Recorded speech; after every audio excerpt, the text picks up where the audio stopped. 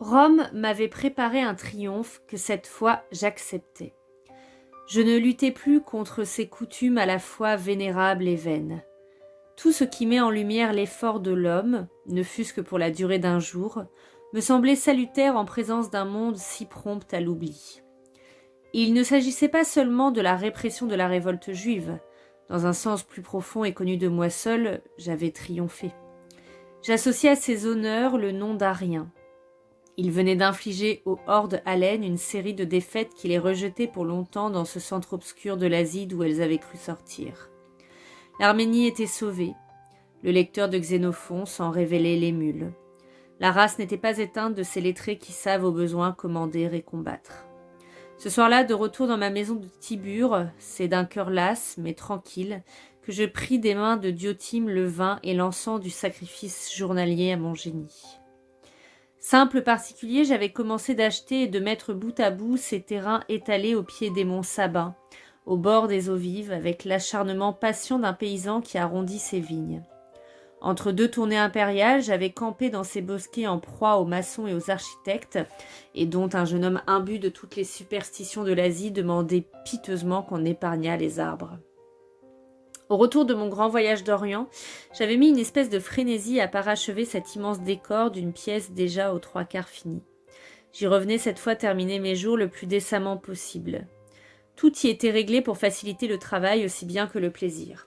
La chancellerie, les salles d'audience, le tribunal où je jugeais en dernier ressort les affaires difficiles, m'épargnaient de fatigants va-et-vient entre Tibur et Rome. J'avais doté chacun de ces édifices de noms qui évoquaient la Grèce. La Poécile, l'Académie, le Prytanée.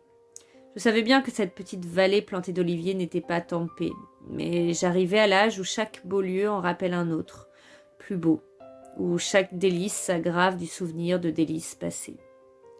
J'acceptais de me livrer à cette nostalgie qui est la mélancolie du désir. J'avais même donné à un coin particulièrement sombre du parc le nom de Styx, à une prairie semée d'anémones celui de Champs-Élysées, me préparant ainsi à cet autre monde dont les tourments ressemblent à ceux du nôtre, mais dont les joies nébuleuses ne valent pas nos joies. Mais surtout, je m'étais fait construire au cœur de cette retraite un asile plus retiré encore, un îlot de marbre au centre d'un bassin entouré de colonnades, une chambre secrète qu'un pont tournant si léger que je peux d'une main le faire glisser dans ses rainures, relie à la rive ou plutôt sépare d'elle. Je fis transporter dans ce pavillon 2 ou 3 statues aimées et ce petit buste d'Auguste, enfant qu'au temps de notre amitié m'avait donné Suétone. Je m'y rendais à l'heure de la sieste pour dormir, pour rêver, pour lire. Mon chien couché en travers du seuil allongeait devant lui ses pattes raides. Un reflet jouait sur le marbre. Diotime, pour se rafraîchir, appuyait la joue au flanc lisse d'une vasque. Je pensais à mon successeur. Je n'ai pas d'enfant et ne le regrette pas. Certes, aux heures de lassitude et de faiblesse où l'on se renie soi-même, je me suis parfois reproché de n'avoir pas pris la peine d'engendrer un fils qui m'eût continué. Mais ce regret si vain repose sur 2 hypothèses également douteuses. Celle qu'un fils nécessairement nous prolonge, et celle que cet étrange amas de bien et de mal, cette masse de particularités infimes et bizarres qui constitue une personne, mérite d'être prolongée. J'ai utilisé de mon mieux mes vertus, j'ai tiré parti de mes vices, mais je ne tiens pas spécialement à me léguer à quelqu'un. Ce n'est point par le sang que s'établit d'ailleurs la véritable continuité humaine. César est l'héritier direct d'Alexandre, et non le frêle enfant né à une princesse perse dans une citadelle d'Asie. Et Épaminondas, mourant sans postérité, se vantait à bon droit d'avoir pour fille ses victoires. La plupart des hommes qui comptent dans l'histoire ont des rejetons médiocres, ou pire que tels. Ils semblent épuiser en eux les ressources d'une race. La tendresse du père est presque toujours en conflit avec les intérêts du chef. En fût-il autrement que ce fils d'empereur aurait encore à subir les désavantages d'une éducation princière, la pire de toutes pour un futur prince. Par bonheur, pour autant que notre État ait su se former une règle de succession impériale, l'adoption est cette règle. Je reconnais là la sagesse de Rome. Je sais les dangers du choix et ses erreurs possibles. Je n'ignore pas que l'aveuglement n'est pas réservé aux seules affections du père. Mais cette décision où l'intelligence préside, ou à laquelle du moins elle prend part, me semblera toujours infiniment supérieure aux obscures volontés du hasard et de l'épaisse nature. L'empire au plus digne. Il est beau qu'un homme qui a prouvé sa compétence dans le maniement des affaires du monde choisisse son remplaçant, et que cette décision si lourde de conséquences soit à la fois son dernier privilège et son dernier service rendu à l'État. Mais ce choix si important me semblait plus que jamais difficile à faire. J'avais amèrement reproché à Trajan d'avoir tergiversé 20 ans avant de prendre la résolution de m'adopter et de ne l'avoir fait qu'à son lit de mort. Mais près de 18 ans s'étaient écoulés depuis mon accession à l'Empire, et en dépit des risques d'une vie aventureuse, j'avais à mon tour remis à plus tard le choix d'un successeur. 1000 bruits avaient couru, presque tous faux. 1000 hypothèses avaient été échafaudées. Mais ce qu'on prenait pour mon secret n'était que mon hésitation et mon doute. Je regardais autour de moi, les fonctionnaires honnêtes abondaient, aucun n'avait l'envergure nécessaire. 40 ans d'intégrité postulés en faveur de Marcius Turbo, mon cher compagnon d'autrefois, mon incomparable préfet du prétoire. Mais il avait mon âge. Il était trop vieux. Julius Severus, excellent général, bon administrateur de la Bretagne, comprenait peu de choses aux complexes affaires de l'Orient. Arrien avait fait preuve de toutes les qualités qu'on demande à un homme d'État, mais il était grec. Et le temps n'est pas venu d'imposer un empereur grec aux préjugés de Rome. Servianus vivait encore. Cette longévité faisait de sa part l'effet d'un long calcul, d'une forme obstinée d'attente. Il attendait depuis 60 ans. Du temps de Nerva, l'adoption de Trajan l'avait à la fois encouragé et déçu. Il espérait mieux. Mais l'arrivée au pouvoir de ce cousin sans cesse occupé aux armées semblait au moins lui assurer dans l'État une place considérable. La seconde peut-être. Là aussi il se trompait. Il n'avait obtenu qu'une assez creuse portion d'honneur. Il attendait à l'époque où il avait chargé ses esclaves de m'attaquer au détour d'un bois de peupliers au bord de la Moselle. Le duel à mort engagé ce matin-là entre le jeune homme et le quinquagénaire avait continué 20 ans. Il avait aigri contre moi l'esprit du maître, exagéré mes incartades, profité de mes moindres erreurs. Un pareil ennemi est un excellent professeur de prudence. Servianus, somme toute, m'avait beaucoup appris. Après mon accession au pouvoir, il avait eu assez de finesse pour paraître accepter l'inévitable. Il s'était lavé les mains du complot des 4 consulaires. J'avais préféré ne pas remarquer les éclaboussures sur ses doigts encore sales. De son côté, il s'était contenté de ne protester qu'à voix basse et de ne se scandaliser qu'à huis clos. Soutenu au Sénat par le petit et puissant parti des conservateurs inamovibles que dérangeaient mes réformes, il s'était confortablement installé dans ce rôle de critique silencieux du règne. Il m'avait peu à peu aliéné ma sœur Pauline. Il n'avait eu d'elle qu'une fille, mariée à un certain Salinator, homme bien né que j'élevais à la dignité consulaire, mais que la phtisie emporta jeune. Ma nièce lui survécut peu. Leur seul enfant, Fuscus, fut dressé contre moi par son pernicieux grand-père. Mais la haine entre nous conservait des formes. Je ne lui marchandais pas sa part de fonction publique, évitant toutefois de figurer à ses côtés dans des cérémonies où son grand âge lui aurait donné le pas sur l'empereur. À chaque retour à Rome, j'acceptais par décence d'assister à un de ces repas de famille où l'on se tient sur ses gardes. Nous échangions des lettres, les siennes n'étaient pas dépourvues d'esprit. À la longue, pourtant, j'avais pris en dégoût cette fade imposture. La possibilité de jeter le masque en toute chose est l'un des rares avantages que je trouve à vieillir. J'avais refusé d'assister aux funérailles de Pauline. Au camp de Béthard, aux pires heures de misère corporelle et de découragement, la suprême amertume avait été de me dire que Servianus touchait au but et y touchait par ma faute. Cet octogénaire si ménagé de ses forces s'arrangerait pour survivre à un malade de 57 ans. Si je mourais intestat, il saurait obtenir à la fois les suffrages des mécontents et l'approbation de ceux qui croiraient me rester fidèle en élisant mon beau-frère. Il profiterait de cette mince parenté pour saper mon œuvre. Pour me calmer, je me disais que l'Empire pourrait trouver de pires maîtres. Servianus, en somme, n'était pas sans vertu. L'épée Fuscus lui-même serait peut-être un jour digne de régner. Mais tout ce qui me restait d'énergie se refusait à ce mensonge, et je souhaitais vivre pour écraser cette vipère. À mon retour à Rome, j'avais retrouvé Lucius. Jadis, j'avais pris envers lui des engagements que d'ordinaire on ne se préoccupe guère de tenir, mais que j'avais gardés. Il n'est pas vrai d'ailleurs que je lui eusse promis la pourpre impériale. On ne fait pas ces choses-là. Mais pendant près de 15 ans, j'avais payé ses dettes, étouffé les scandales, répondu sans tarder à ses lettres qui étaient délicieuses, mais qui finissaient toujours par des demandes d'argent pour lui ou d'avancement pour ses protégés. Il était trop mêlé à ma vie pour que je puisse l'en exclure si je l'avais voulu, mais je ne voulais rien de tel. Sa conversation était éblouissante. Ce jeune homme qu'on estimait futile avait plus et mieux lu que les gens de lettres dont c'est le métier. Son goût était exquis en toutes choses, qu'il s'agit d'êtres, d'objets, d'usages ou de la façon la plus juste de scander un vers grec. Au Sénat, où on le jugeait habile, il s'était fait une réputation d'orateur. Ses discours à la fois nets et ornés servaient tout frais de modèle aux professeurs d'éloquence. Je l'avais fait nommer prêteur puis consul. Il avait bien rempli ses fonctions. Quelques années plus tôt, je l'avais marié à la fille de Nigrinus, l'un des hommes consulaires exécutés au début de mon règne. Cette union devint l'emblème de ma politique d'apaisement. Elle ne fut que modérément heureuse. La jeune femme se plaignait d'être négligée. Elle avait pourtant de lui 3 enfants, dont un fils.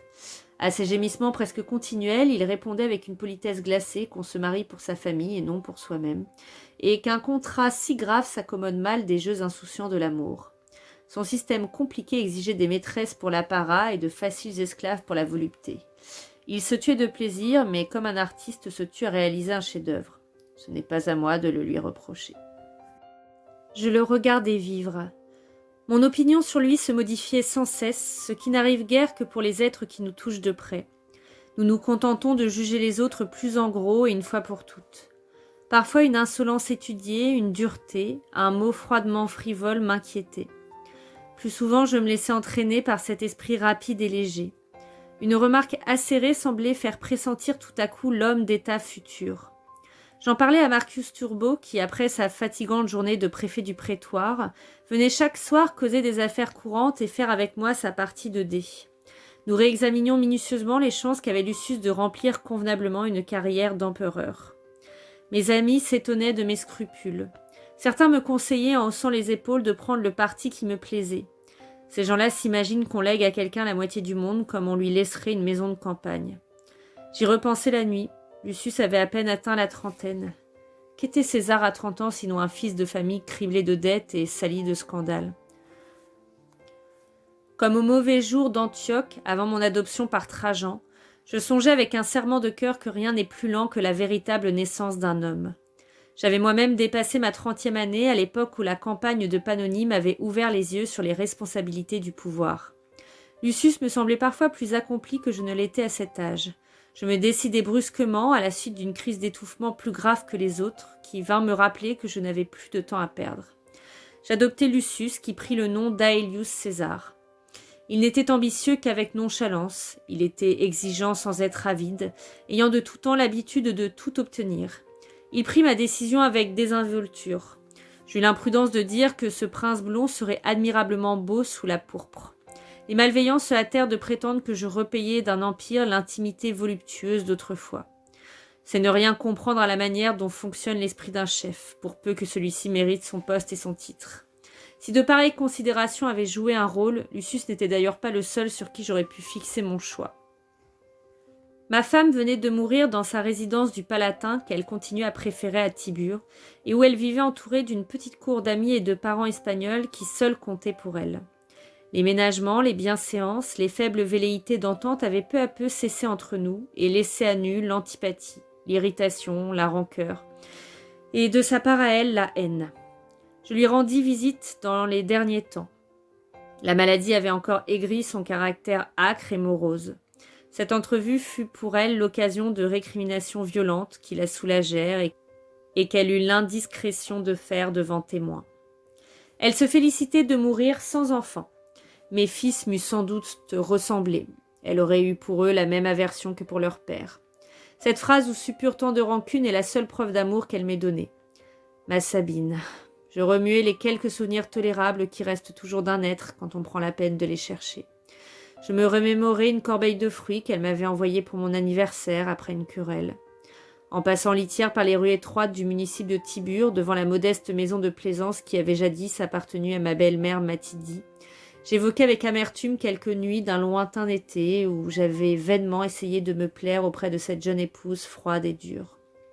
La mort de ma femme me touchait moins que celle de la bonne Arrêtée, l'intendante de la villa emportée le même hiver par un accès de fièvre.